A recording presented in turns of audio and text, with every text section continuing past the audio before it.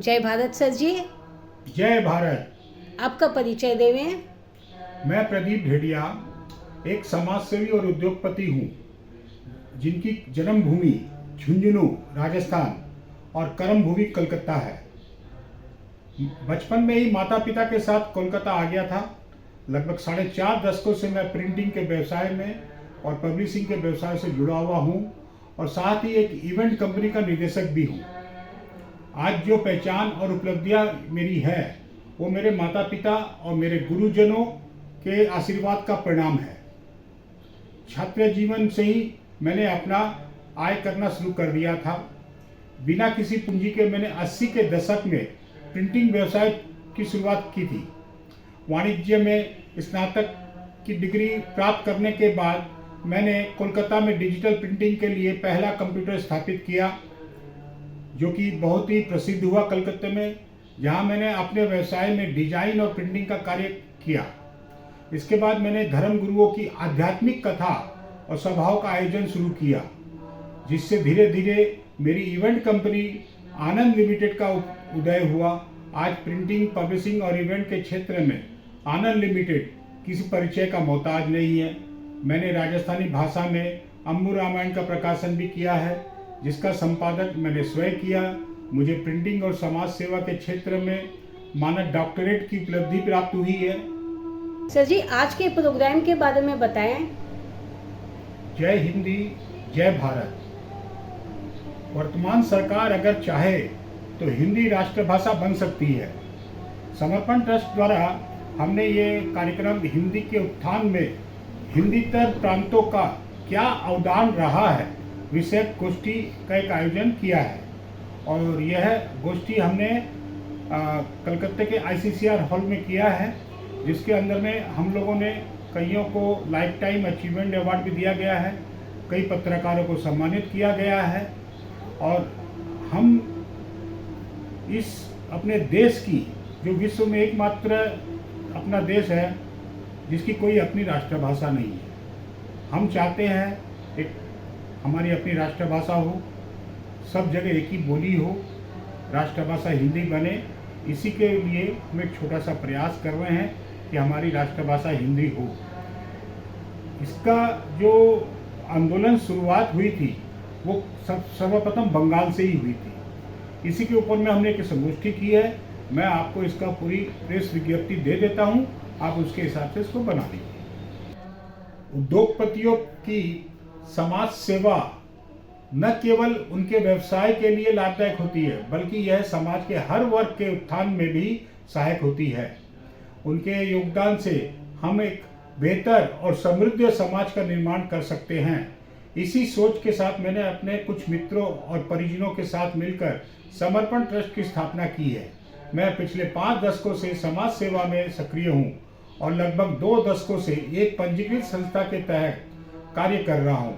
समर्पण ट्रस्ट के महासचिव के रूप में मैंने राजभाषा हिंदी को राष्ट्रभाषा का दर्जा दिलाने के लिए सेमिनार, कार्यशालाएं, आध्यात्मिक शांति के लिए श्री राम कथा, श्रीमद् भागवत कथा, भजन, राम मंदिर उद्घाटन संबंधी कार्यक्रम, मानसिक शांति के लिए सुजोग थेरेपी, अन्नदान, कोरोना महामारी के, जब कोरोना हुआ था उस महामारी के दौरान हम लोगों ने काफ़ी ज़रूरतमंदों को दवा, कपड़ा, राशन वितरण किया, भोजन वितरण किया, चक्षु जांच करवाई एवं शल्य चिकित्सा शिविरों और देशभक्ति संबंधों के भी कार्यक्रम हमने आयोजन किए हैं।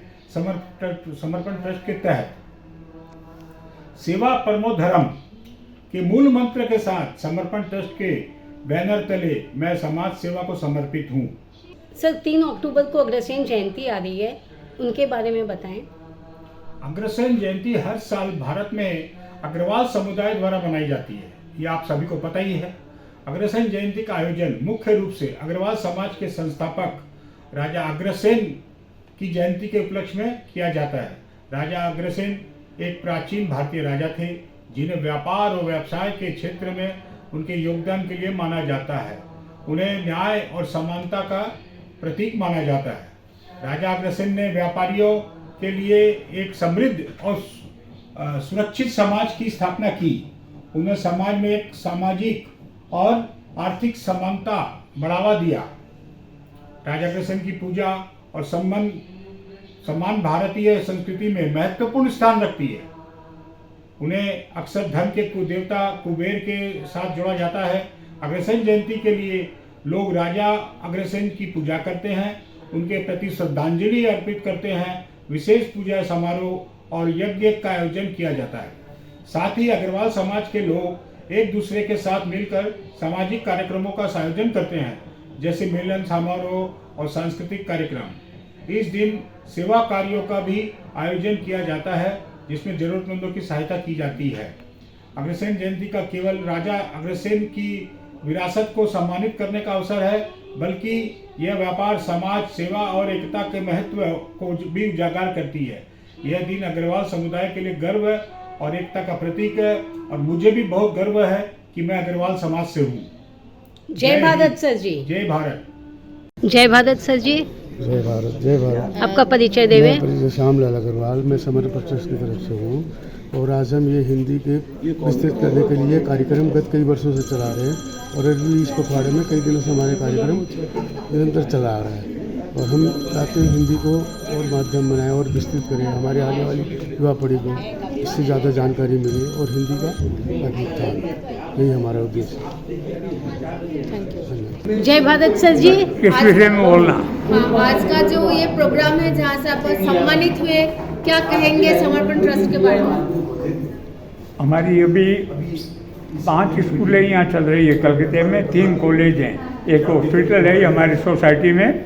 अब नया काम हम जो कर रहे हैं, एक अनाथ आश्रम जैसा बनाने की है, जिसमें 300 से 400 निराश्रित लोग रह सकें। ये हमारी भावी योजना है, और उम्मीद करते हैं 2 साल में ये चालू हो जाएगी। आज जो सम्मान किया, बहुत बहुत धन्यवाद। हिंदी खूब आगे बढ़े, ऐसी मंगल कामना। जय भारत सर जी। जय भारत। जय भारत। जय भारत। जय भारत। एक कुंभ यहाँ लगा दिया है, क्योंकि आपके मंच पर जितने लोग बैठे हैं वो लोग अपने आप में संस्थाएं हैं, और इन संस्थाओं के सामने अगर कुछ बोलना हो, आप साहित्य में बोलें तो आदरणीय सोमा मैम, डॉक्टर ऋषिकेश राय, डॉक्टर अजेंद्र त्रिवेदी, इनसे ज़्यादा क्या बोलेंगे? पत्रकारिता पर बोलेंगे तो नेवर जी हैं, त्रिवेदी जी हैं, इनसे ज़्यादा क्या बोलूँगा? और समाज पर बोलना है तो प्रदीप जी हैं, दिनेश जी हैं, इनसे ज़्यादा क्या बोलेगा कोई? लेकिन बोलना है, और समय में बोलना है। इसीलिए मुझे बार बार ये शेर याद आ रहा था कि दिल से हर मामला करके चले थे साफ हम, कहने में उनके सामने बात बदल गई। और इस बृहद विषय को मैं थोड़ी सी शिकायत भी करूंगा कि इस बृहद विषय के लिए इतना छोटा समय, नाम लेने में समय बीत जाएगा, बात क्या करेंगे? एक एक विषय के लिए, एक एक क्षेत्र के लिए एक एक दिन का समय लगे।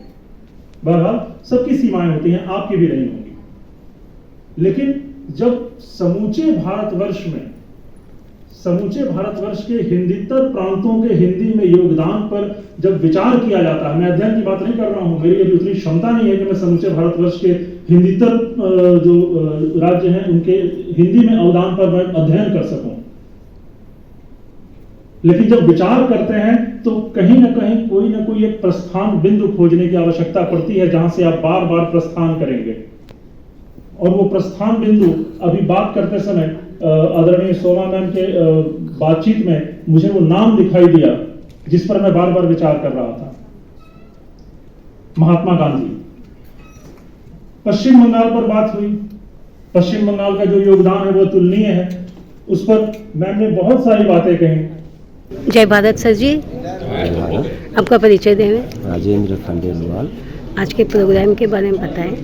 देखिए, मैं तो रेडिया जी को साधुवाद दे रहा था कि हिंदी विषय पर चर्चा या उसके ऊपर में समालोचना होना एक बहुत बड़ा काम है, और हम सबकी मातृभाषा के लिए ये ज़रूरी है कि उस पर अधिक से अधिक गहन किया जाए, उस पर ज़्यादा रिसर्च किया जाए, काम किया जाए। और ये साधुवाद देता हूँ मैं कि आने वाले दिनों में भी और भी लोग आगे आएंगे इस विषय। जय भारत सर। जय भारत।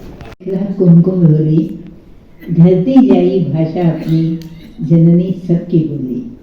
वीरेंद्र मिश्र की इन पंक्तियों से संविधान में उल्लिखित राजभाषा और संपर्क भाषा हमारी मातृभाषा और हम सब के हृदय में राष्ट्रभाषा के रूप में विराजमान और आज अंतर्राष्ट्रीय पटल पर अपनी छटा बिखेरती हुई अपने आप को पूर्णतया स्थापित करती हुई हिंदी को प्रणाम करती हूँ और आप सब हिंदी प्रेमियों को मंच में, जैसा कि टाटिया जी ने कहा, एक पूरी शताब्दी के रूप में हमारे बीच में विराजमान है सरदार लाल जी। मैं उनको नमन करती हूँ और पूरे सम्मानित मंच का अभिवादन करती हूँ। सोमा जी ने बहुत सारी बातें बंगाल प्रदेश के बारे में बताई और अन्य भाषाओं के, अन्य हिंदीतर प्रांतों का क्या विकास में योगदान रहा। हमारे बीच अजेंद्र जी, ऋषिकेश जी जैसे अधिकारी विद्वान विराजमान हैं और वो बहुत गंभीर विषयों पर चर्चा अवश्य करेंगे। मैं जितना समय है उसमें अपनी बात समेटना चाहूंगी कि उद्दंत मार्तंड की बात जहाँ आई 1826 के 30 मई को यहाँ से प्रकाशित हुआ और उस 30 मई को पत्रकारिता दिवस के रूप में स्थापित कर गया। यद्यपि केवल 18-19 महीने ही वो पत्र चल पाया, कई कारणों से बंद हुआ। जो है इनको अप्रिशिएट कर रहा है, इनकी अभिशंसा कर रहा है, तो ये जानना सुखद लगता है। पुरस्कार जो है वो रचनाशीलता को एक प्रोत्साहन प्रदान करते हैं और इस प्रोत्साहन जो समर्पण ट्रस्ट ने मुझे दिया है, इसके लिए मैं हृदय से बहुत बहुत आभार व्यक्त करता हूँ आप सब लोगों के लिए। धन्यवाद। और अंतिम बात ये मैं कहना चाहता हूँ कि एक लेखक का जीवन जो होता है वो सबसे आदर्श जीवन इसलिए होता है कि वो केवल एक जीवन में कई जीवनों के अनुभवों को प्राप्त कर लेता है। धन्यवाद। आप सभी जो यहाँ सभागार में हैं और नाम से परिचित होंगे श्री विनोद जी अग्रवाल जो सीए हैं और मोटिवेटर हैं।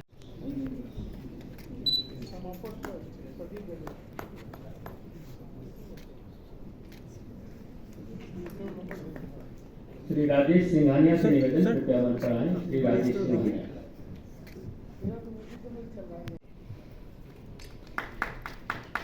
और हमारे आज के समारोह के विशिष्ट अतिथि श्री अजेंद्र, श्री पंकज भालोटिया से निवेदन कृपया मंच पर आएं। श्री पंकज भालोटिया।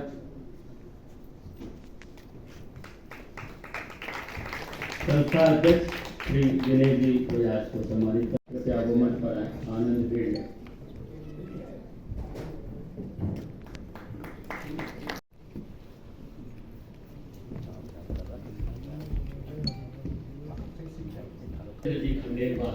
निवेदन करूंगा श्री पवन खेतान से कृपया मंच पर आए। श्री पवन खेतान।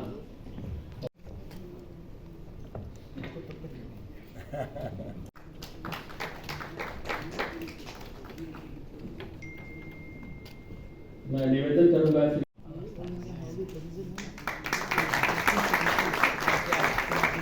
ढूंढे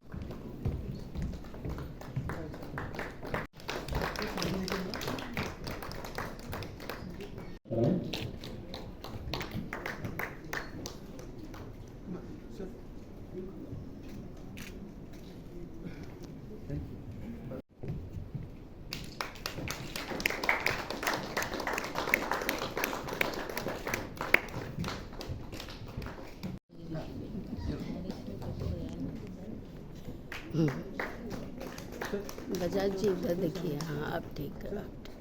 ओके ओके।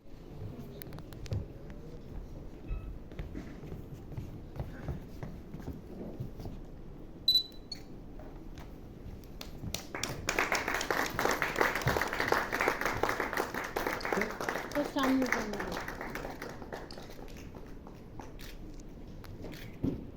वो तो देख लेंगे, लेकिन बनाएंगे जरूर। जीवे बसरत सतम।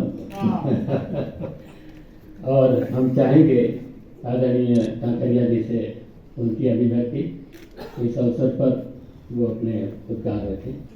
मंच पर विराजित विशेषण उपस्थित भाइयों और बहनों, सबसे पहले तो मेरे सम्मान जो किया उसके लिए मैं आपका आभार प्रकट करता हूँ।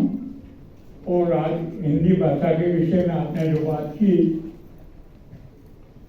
वो तो एक यही हो गया, कारवां गुजर गया, गुबार देखते रहे। जो मौका था राजभाषा होने का वो हमारे नेताओं की बेबुद्धिमानी से या नई इच्छा होने के कारण उन्होंने गंवा दिया। मुझे मालूम है मद्रास में मैं जाता था तो वहाँ के आदमी हिंदी सीख रहे थे, बहुत लगन से सीख रहे थे, लेकिन इन लोगों ने 5 वर्ष फिर 5 वर्ष का एक्सटेंशन, फिर वो लोग बोले ये हैरान कर रहे हैं। तो अब वो मौका चला गया, बहुत मुश्किल है।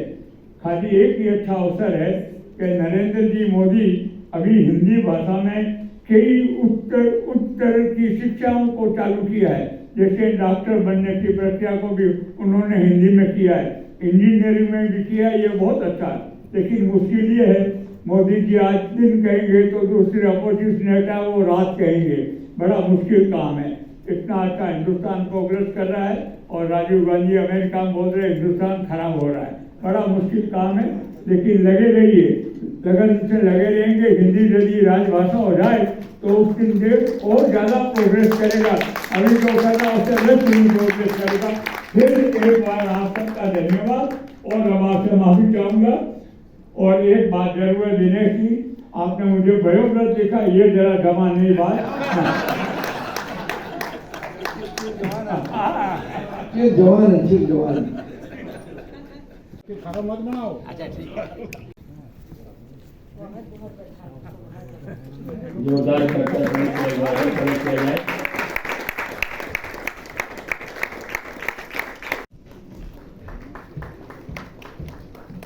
और अब मैं सादर आमंत्रित करता हूँ डॉक्टर सोमा बंदोपाध्याय जो कुलपति हैं बाबा साहेब डॉक्टर भीमराव शिक्षा विश्वविद्यालय कोलकाता की, वे आए और अपना उद्घाटन। श्री प्रीति जी भेड़िया से निवेदन वो मंच पर आए और आज के इस संगोष्ठी के उद्घाटन करता प्रदीप भेड़िया जो महासचिव हैं वह कृपया मंच पर आए और आज के समारोह के अति विशिष्ट अतिथि